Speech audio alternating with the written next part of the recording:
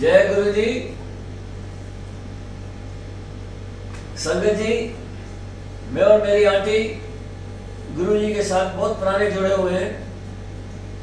फरवरी 79 जब गुरु जी ने पहले हमको दर्शन दिए थे पटनी टॉप पे। थोड़ा सा मैं बैकग्राउंड सब बताना चाहता हूँ आपको, ताकि आपको समझ आ जाएगी। मैं और मेरी आंटी उधमपुर गए थे। उधमपुर से मेरे ब्रदर लॉ जो आर्मी में थे, तो वहाँ से हम अंकल अपने ब्रदर लॉ को बोला कि भाई हमको पटनी टॉप ले चलो। सर्दियों के दिन थे, फरवरी में। तो मेरे ब्रदर लॉ जो आर्मी में थे कहते हाँ ठीक है, जरा संडे आएगा तो ऐसे ला चलांगे सारे इकट्ठे होते। मेरे साथ आंटी थे और हमारा एक बच्चा था, उस टाइम 1.5 साल या 2 साल का था। और तो मेरे ब्रदर लॉ और उनकी वाइफ, हम 5 जने, तो बोले कि भाई हमें अपनी गड्डी लेके चलाना। आर्मी वाले ने नहीं मंगानी गड्डी, मैं चलाऊंगा खुद। जिस दिन हमने जाना था, संडे का दिन था, जिस दिन जाना था उस दिन न्यूज़ में आ रहा था। वो कुछ छोटे ट्रांसलेट होते थे, तो न्यूज़ में उसमें आ रहा था सुबह सुबह के भाई आज बाहर मत निकलना क्योंकि स्नोफॉल हो सकती है और तूफान भी आ सकता है। तो मैंने वो सुन लिया। तो मैंने रिक्वेस्टेड माय ब्रदर लॉ कि आज नहीं जाते थे, नेक्स्ट वीक चले जाओगे जब आपकी छुट्टी होगी। हाले असी ਤੁਹਾਡੇ ਕੋਲ ਇੱਥੇ ਹੀ ਆ। But he being from the army, Indian army, he said no, ਅਸੀਂ ਅੱਜ प्रोग्राम बनाया है और आज ही ऐसे निकलना है, तूफान बारिश आए या नहीं आए। मैं चुप कर गया, बिकॉज मेरे से 20, 25, 30 साल बड़े थे। वो चुप कर गया। हम जो सुबह 8:30, 9 बजे निकले, अम्बेसडर कार थी। अब अम्बेसडर कार से आप समझ लो कि कितनी पुरानी बात है ये। उस टाइम सिर्फ 2 कारें थी, अम्बेसडर या फिएट। जब निकले तो एक आधे पौने घंटे 1 घंटे बाद एक जगह आती है उधर, कुड KUD कुड, ढाबा है चाय का। और उधर अपना कहते चाय पी लेते हैं, तो बच्चे ने भी बाथरूम करा देने थे, इसी भी आराम कर लेते हैं 10-15 मिनट। चाय, उसकी चाय बड़ी अच्छी थी। तो हम जब रुके चाय पीने के लिए, बच्चे को बाथरूम करा रहे थे और चाय पी रहे थे, तो दुकानदार वाले ने पूछा कि तुसी किधर जा रहे हो। तो माय ब्रदर सेड कि ਅਸੀਂ पटनी टॉप जा रहे थे सैर करने लिए, हमें शाम तक वापस आ जाएंगे।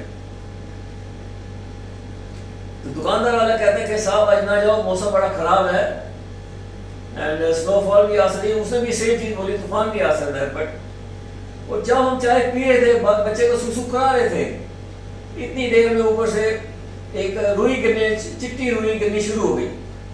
वो चिट्टी रुई गिरनी शुरू हो गई, हमको तो समझ नहीं थी। मगर दुकानदार वाला कहता है ये स्नो शुरू हो गई है, ऐसे ही तुम ना जाओ तो वापस चले जाओ। I again requested my brother law के चलो वापस चलिए। नहीं जाने मेरे, क्योंकि वो जो स्नोफॉल देखी तो मेरी तो जान निकल गई। हम भी सिविलियंस, तो ये तो आर्मी वाले, इनको तो डर नहीं लगता, हमको तो हमारी जान निकल जाती है। Then again my brother-in-law said नहीं ਅਸੀਂ आगे जावांगे, स्नोफॉल आए या नहीं आए। खैर फिर मैं चुप कर गया। मैं कहा मैं तो कुछ कह नहीं सकता। जब शुरू वहां से चाय पीना शुरू करा, तो जब पटनी टॉप हम पहुंचने वाले थे, उससे 5-10 मिनट पहले या 15 मिनट पहले पहाड़ी इलाका है श्रीनगर, कश्मीर का, आपको पता सारा पहाड़ी इलाका है। तो इतनी छोटी सड़क है, एक कार जाती है, एक कार आती है, डर ही लगा रहता है। ट्रक आते हैं मोस्टली वहां पे, कारें भी आती, ट्रक भी आते हैं। वो फिर अपना 10-15 मिनट पहले जब हम पटनी टॉप की पहाड़ी चढ़ रहे थे, तो 10 मिनट के बाद ही पता समझ आ गई कि बताइए कि भाई पटनी टॉप आने वाला है। गाड़ी की एकदम मेरे ब्रदर ने मेरे को बोला, मैं उनके साथ आगे बैठा हुआ था, तो ये 2 लेडीज और बच्चा पीछे थे। कहते मेरा नाम लेके कहते चरण जी गड्डी की ब्रेक फेल हो गई है। मैं गया तो कहा पहाड़ी में हम चढ़ रहे थे और गाड़ी पीछे। मैं कहा जी उनकी करा दसो। उस टाइम काफी स्नोफॉल आ रही थी, बारिश भी हो रही थी और अंधेरी भी चल रही थी एज इट इज। तो ये सेट के भाई चलो तुसी हुन बाहर उतरो तो देखो कोई पत्थर होए तो उन्होंने स्टैंड लगे रखो ताकि गड्डी पीछे ना जाए। तो मैं एकदम उतरा, बड़ा स्नोफॉल कर रही थी, मगर नेवरदलेस मैं देखी जाएगी पत्थर रखे, पत्थर जो मैं उठाऊं वो स्नो बॉल्स निकले इतने बड़े बड़े, वो मेरे हाथ पकड़ो तो टूट जाए। तो मैं बोला भागा गया अपने, मैं कहा ये सारे आइस बॉल्स है, ये कुछ पत्थर है ही नहीं। और मेरी जान निकल रही थी कि आगे से कोई ट्रक ना आ जाए, ट्रक आ गया तो हम उन्हें सीधा कार में मारना है। और मैं जब थोड़ा सा कोशिश करी मैंने पीछे से धक्का लगाने की, मगर अकेला आदमी, अम्बेसडर कार बड़ी है तो धक्का तो लगा नहीं। तो मेरे राइट साइड मैंने देखा खाई थी, और खाई देखी इतनी डीप खाई थी कि मेरी जान निकल गई। मैं कहा आज नहीं हम बच सकते, मैं कहा आज हम सारे गए, और ये होगा कि हमारे आपको हमारी लाशें भी नहीं मिलेगी किसी को, इतना पूरा हाल था, स्नोफॉल और पूरा हाल था। करने वाले घबराहट हुई मन के अंदर, दिल के अंदर। तो फिर वो कहते हैं वाइपर ही खराब हो गया। मैं कहा दसो, उनको नजर भी ना आया कुछ, बस वो इतनी देर में ऐसे बस अपना धक्का कोशिश कर रहा था। तो आवाज मारी मैंने जोर की, पीछे धक्का मारते मारते कि रुक जाए गाड़ी, पीछे ना आए। तो पीछे आई जा रही थी कि कोई है, कोई है,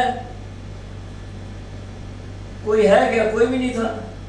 मगर एकदम मैंने पीछे देखा तो मेरे पीछे कोई खड़े हैं, काले काले बाल थे उनके, गोरा नूर और नूर चेहरा था, काले काले बाल थे और कश्मीरी ड्रेस डाली हुई ग्रे कलर की। तो मैंने उनको रिक्वेस्ट की, मैं कहा भाई साहब जरा धक्का लगाएंगे, गाड़ी की ब्रेक फेल हो गई और गाड़ी काम नहीं कर रही, हमने आगे जाना है मगर कर नहीं कर रही, तो और प्लीज धक्का लगा दे। उन्होंने ना मेरे से कोई बात नहीं करी, कोई कुछ नहीं पूछा, उन्होंने सिर्फ हल्का सा हाथ लगाया, हल्का सा हाथ लगाया और गाड़ी आ गई। फिर मेरे ब्रदरों की आवाज आई कार में से कि जल्दी आ जा, बैठा, गड्डी चल पई, आगे चल रही, स्टार्ट हो गई है, जल्दी आ जा। फिर मैं आगे एकदम भागा। जब मैं कार में बैठा तो फिर एकदम ख्याल आया कि जिन्होंने धक्का लगाया उनको थैंक्स तो करूं। फिर मैंने ब्रदर में कहा जी जिन्होंने धक्का लगाया थैंक्स से करूं? कहा हाँ थैंक्स कर दे, जल्दी थैंक्स कर, जल्दी थैंक्स कर।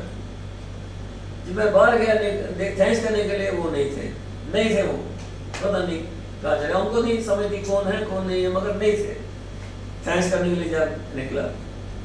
क्या वो फिर हम पट्टी टॉप चले गए, सब ठीक था। जो अपने दारू पीने जाने था, दारू पी, रोटी खाना खाया वापस शाम को। और हमारे माइंड में एकदम निकल गया था कौन गाड़ी खराब हो गई, कौन थे कौन नहीं थे, कुछ नहीं पता, कोई बात नहीं देखी, मगर बड़े आराम से वापस घर पहुंच गए। बस ऐसे बाद में पता लगा, एक दफा मैं इधर सो रहा था, सोते सोते गुरु जी ने दर्शन दे दिए। गुरु जी ने दर्शन दे दिए कि मन में परेशानी बड़ी थी कि तू चिंता क्यों करता है, तोनू दे थे पट्टी टॉप ही तोनू ब्लेस करता सी। गुरु ने साक्षात दर्शन दे दिए सुपने में सोते सोते, तोनू थे चिंता ना कर, तोनू थे ब्लेस करता सी, कुछ नहीं होना, सब ठीक, आगे चलते जाओ। खैर वो फिर हम अंपायर स्टेट हम आए थे 2001 में, अक्टूबर या नवंबर में, मुझे एग्जैक्टली नहीं पता है, 2001 में। फिर वहां से हम बस वो भी फिर गुरु जी के दर्शन हुए, रब के फिर समझ आ गई थी कि उधर गुरु जी नहीं बचाया हमको, रब नहीं बचाया तो रब है। तो बस फिर हम रोज जाना, हमको हुक्म हो गया कि रोज आने रहो। एक दिन हम 1.5 साल हो गया था हमको जाते गुरु जी के पास से। वहां से फिर हम रोज सुबह शाम को निकलते थे 5 बजे, 6 साढ़े 6 बजे गुरु जी के दरबार में। इतनी कृपा गुरु जी की, ये सब गुरु जी कर रहे थे, ये सब खेल जो खेल रहे थे गुरु जी खेल रहे थे। हम 6:30 और 6:45 के बीच गुरु जी के दरबार के बाहर बैठे होते थे, सबसे पहले हम होते थे। और तब 6:30 6:45 गुरु जी सैर करके आ रहे होते थे, हम देख रहे थे कि मेरे बच्चे आ गए, हमको भी बड़ा अच्छा लगता था। गुरु जी के दर्शन पहले भी हो गए, फिर दरबार पैसे में भी काम कर लेते थे, वहीं बैठे थे 2-3 घंटे 4 घंटे, 9 10 11। एक दिन हम घर पहुंचे 10:30 11 12 बजे ऐसे हो गए, पहुंच गए। ऐसे ही हम रोज जाते थे, जैसे गुरु जी को हुक्म मिलता है लंगर के बाद चले जाते थे। एक दिन पैसे हम पहुंचे 11 साढ़े 11 बजे, सोने लग गए। बच्चे अपने कमरे में सो रहे थे, हम अपने कमरे में चले गए सोने के लिए। ऐसे ही होता था, बच्चे जाते थे मगर कम जाते थे हमारे साथ। वही डॉक्टर हमारा ग्रैंडसन था हमारा छोटा, वो भी जाता था, लड़का भी सारे थे, वो कम जाते थे, मगर हम तो रोज जाते थे मैं और आंटी, क्योंकि हमसे रहा नहीं जाता था, रोज जाने हुक्म भी था गुरु जी का, रोज आने को हम जाते थे, बड़ा अच्छा लगता था, कमाल लगता था। और एक दिन रात को हम सोने लगे, सो गए 12:30 साढ़े 12 हम पहुंचे, सो गए अपने बेडरूम में थे हम दोनों। 3 बजे सुबह 3 बजे मेरे राइट गोडे में नी में सेंटर में बड़ी दर्द हुई, इतनी दर्द हुई कि मेरी जान निकल गई, मेरा बुरा हाल हो गया। और मैं उसे मेरे माइंड में था कि मैं अब इनको उठाऊंगा, ये बच्चे को उठाएंगे, बच्चे हमारे साथ ही हॉस्पिटल था, हॉस्पिटल को फोन करेंगे, एम्बुलेंस भेजेंगे और मैं तो जाऊंगा। डॉक्टर ने क्या करना है, आधी रात को 3-4 बजे इंजेक्शन लगा देगा, शादी सो जाओ। सो गए और कुछ नहीं होना, फिर सुबह देखें क्या हुआ क्या नहीं हुआ। ऐसे मेरे सोते सोते मेरे माइंड में ये बात बन रही थी कि एकदम आवाज मारी गुरुजी को, गुरुजी जल्दी आओ। इतनी जोर की आवाज मारी कि गुरुजी एकदम आवाज हमारे गुरुजी करा रहे थे सब, हमने क्या आवाज मारनी है, वही कराने वाले थे, वही कर रहे थे, सारा खेल वही खेल रहे थे। एकदम गुरुजी आ गए, दर्शन दे दिए, दर्द दूर हो गई उसी सेकंड से भी पहले दर्द दूर हो गई और फिर सो गया। जब सुबह 7-8 बजे उठा तब इनको बताया, मैंने सुबह उठ के अपनी आंटी को, इन्होंने फिर बच्चों को बताया, वो हैरान हो गए, कहते बताया क्यों नहीं, डॉक्टर बुला लेते, ये करते वो करते, जो नेचुरली घर में ये चीजें बातें होती हैं। गुरुजी सबसे बड़े डॉक्टर दुनिया के गुरुजी हैं, उनके अलावा ये सब डॉक्टर बेकार हैं। तो मैं कहा जब गुरुजी आ गए तो सब ठीक हो गया, खैर बड़ा अच्छा रहा। तो अपना बड़ी कृपा बस ठीक। और वो दर्द उसी टाइम हुई थी, वो आज तक दर्द नहीं हुई, आज तक दर्द हुई, इतनी कृपा इतनी रहमत गुरु जी की। अब एक और सत्संग सुनाता हूँ। एक हमारे साथ ही हमारे नेबर थे आंटी,